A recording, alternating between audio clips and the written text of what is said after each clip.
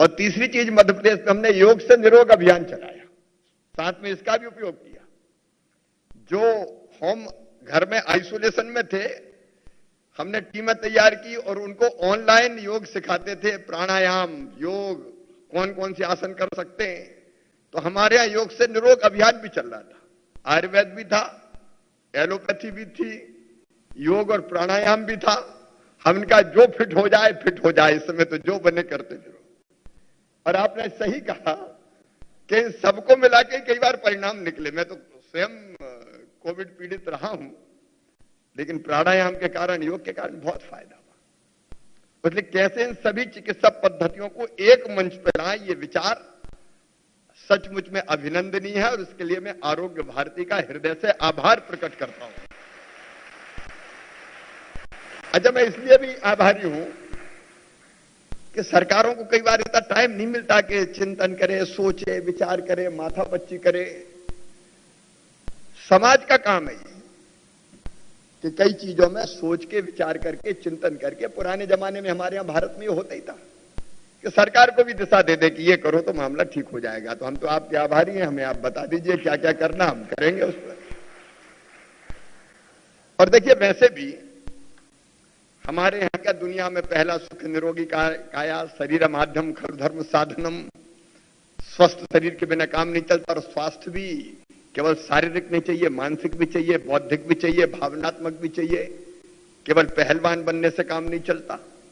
और इसलिए कैसे ये सारे स्वास्थ्य हम हासिल कर सकें, प्राप्त कर सकें, और उसके लिए भी अगर मैं सोचता हूं एक सामान्य नागरिक के नाते, तो हम बीमार ही ना हो, उसके लिए योग और प्राणायाम, ध्यान, ये रामबाण है। मैं स्वयं करता हूं। एक बार ईश्वर से नाता जोड़ने की कोशिश करते हैं, सुपर पावर से जुड़ जाओ, तो कई बार कई तरह की तकलीफें मन की समाप्त हो जाती है, मन ऊर्जा से भर जाता है और 6:30 बजे सवेरे से काम में लग जाते हैं, आनंद आता है। उसका भी अपना महत्व है, कैसे स्वस्थ रहने में उसका हम उपयोग करें। दूसरा, जैसा खाए अन्न वैसा बने मन। हमारे यहां कहा गया है, जैसा खाओगे वैसे बनोगे। प्रधानमंत्री जी इस समय जो अभियान चला रहे हैं प्राकृतिक खेती का, वो शरीर को स्वस्थ रखने के लिए जरूरी है। केमिकल, फर्टिलाइजर, कीटनाशक खा खा के इतनी बीमारियां हो रही कि जिसका कोई ठिकाना नहीं। कैंसर एक्सप्रेस ट्रेनें जा रही खा खा। और इसलिए अन्न भी शुद्ध कैसे हो, फल हो, सब्जियां हो।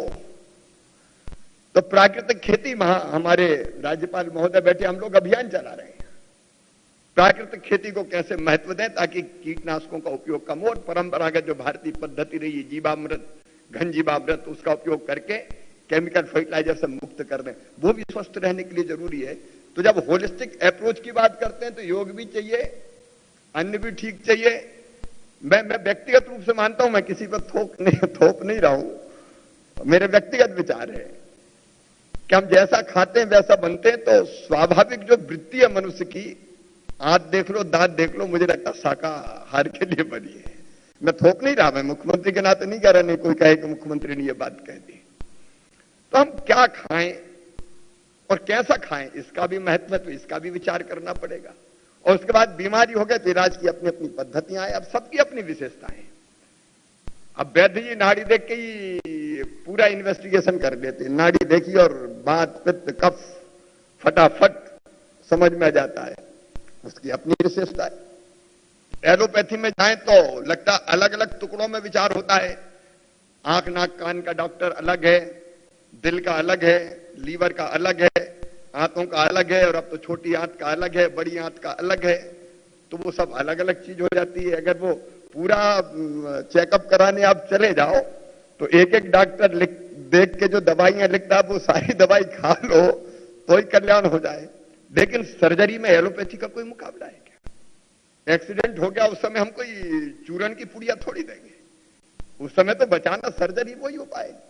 तो हर एक का अपना महत्व है और इसलिए इन सबको एक मंच पे लाके हम कैसे बेहतर उपयोग करके केवल भारत का नहीं, केवल अपने प्रदेश का नहीं, दुनिया का स्वास्थ्य कैसे बेहतर हो, उस दिशा में हमारा देश काम करे। और ये पवित्र काम आरोग्य भारती ने अपने हाथ में लिया है। मैं आपका अभिनंदन करता हूं। यह हमारा सौभाग्य है कि आज भारत के प्रधानमंत्री श्रीमान नरेंद्र मोदी हैं, एक वैभवशाली, गौरवशाली, संपन्न, समृद्ध और शक्तिशाली राष्ट्र का निर्माण वो कर रहे हैं, और शक्तिशाली राष्ट्र मतलब स्वस्थ राष्ट्र। तो उस दिशा में भी उनके अपने विचार हैं और हम उनसे भी हमेशा प्रेरणा लेते रहते हैं। इस अवसर पर मैं एक बार फिर हमारे अत्यंत विद्वान, बहुमुखी प्रतिभा के धनी राष्ट्रपति जी को अपने बीच में पाके अत्यंत आनंदित है। उनका स्वागत करते हुए मैं अपनी बात समाप्त करता हूं। बहुत बहुत धन्यवाद। आपके व्याख्यान के लिए बहुत बहुत धन्यवाद माननीय मुख्यमंत्री जी। निश्चित रूप से आपके और माननीय आयुष राज्य मंत्री के कुशल नेतृत्व में मध्य प्रदेश में आयुष पद्धतियां निरंतर अपनी उन्नति को प्राप्त हो रही हैं। अब मैं जिनका परिचय दूंगा, जो हमारे बीच में आने वाले हैं, उनको आपने विभिन्न मंचों से सुना है। उनके स्वास्थ्य और आयुर्वेद विषयक जानकारी हमेशा से हमें प्रेरित करती आई है और उससे हमेशा हमें लाभ मिला है।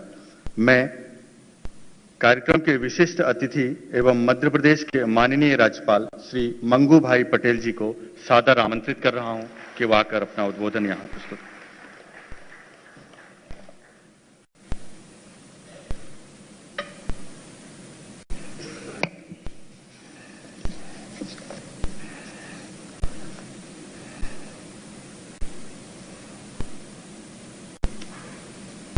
सभी को नमस्कार। आरोग्य भारती आयोजित आरोग्य मंथन के कार्यक्रम में अपने बीच उपस्थित भारत के माननीय राष्ट्रपति महोदय रामनाथ कोविंद जी, यशस्वी मुख्यमंत्री शिवराज चौहान जी, राज्य के आयुष मंत्री श्री राम किशोर जी, आरोग्य भारती के राष्ट्रीय अध्यक्ष डॉक्टर राकेश पंडित जी, राष्ट्रीय महासचिव डॉक्टर सुनील जोशी जी, राष्ट्रीय संगठन सचिव डॉक्टर अशोक कुमार वासले जी, मंत्री श्री, विधायकगण, अधिकारीगण, महानुभाव, भाइयों और बहनों, आज मां भारती के सपूत वीर सावरकर जी की जन्म जयंती पर मैं उनको सादर नमस्कार करता हूं।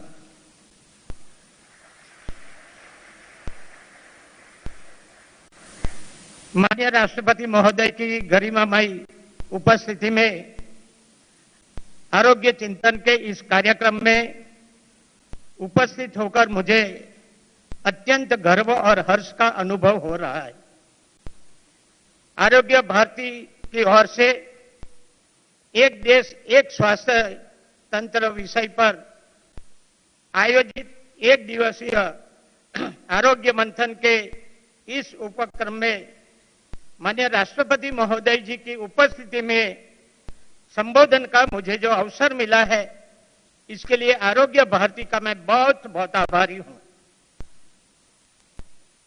आरोग्य भारती द्वारा सेवा प्रकल्प से लेकर शोध कार्य तक के जो प्रयास किए जा रहे हैं, उनका मुझे पूरा ज्ञान है।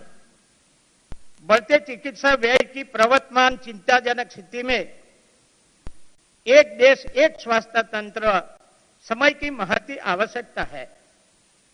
आरोग्य भारती इस कार्य में तन मन धन से अपना योगदान दे रही है, वह हमारे लिए गौरव की बात है।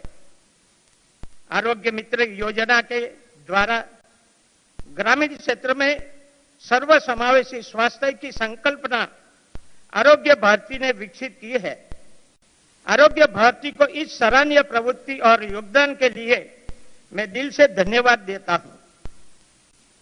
समान रूप से गुणवत्तापूर्ण स्वास्थ्य सेवाओं की उपलब्धता जरूरी है। कोविड-19 की त्रासदी के अनुभव यह सिद्ध किया है कि चिकित्सा की कोई भी प्रणाली सभी स्वास्थ्य चिंताओं को अकेले दूर नहीं कर सकती। रोगों का प्रचार करने में खाने की आदत एवं पर्यावरण में असंतुलन मुख्य कारण है। यह खाने की बात हुई, अभी तो पिज्जा का जमाना चल रहा है। कई बच्चे पिज्जा खाते हुए थम्स अप की बोतल भी साथ में रखते हैं। तो कैसे पचा सकेंगे? और बड़े उम्र वाले तो खाएंगे तो क्या होगा?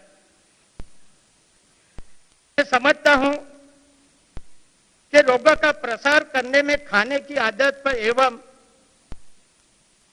पर्यावरण के असंतुलन मुख्य कारण। पहले के जमाने में लोग सात्विक और पौष्टिक आहार लेते थे और श्रम भी ज्यादा करते थे। इस वजह से लोग स्वस्थ रहते थे। वर्तमान समय में शहरी और ग्रामीण आबादी में जीवन शैली